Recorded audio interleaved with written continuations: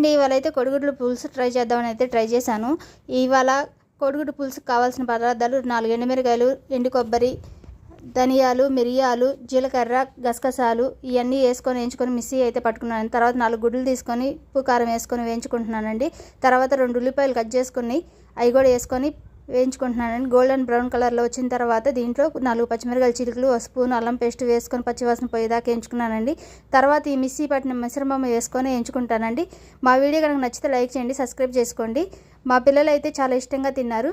ఇలా వేయించుకున్న తర్వాత దీంట్లో 4 టమాటాలు మిక్సీ పట్టుకొని అవి వేసుకుంటున్నానండి.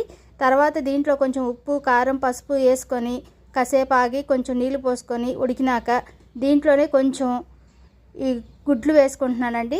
చాలా బాగుంటుంది. పిల్లలు చాలా ఇష్టంగా క్యారేజీ అయితే పెట్టుకెళ్ళారండి. తర్వాత తగినంత చింతపండు పులుసు, కొత్తిమీర, గరం మసాలా వేసుకున్నానండి. Bye bye.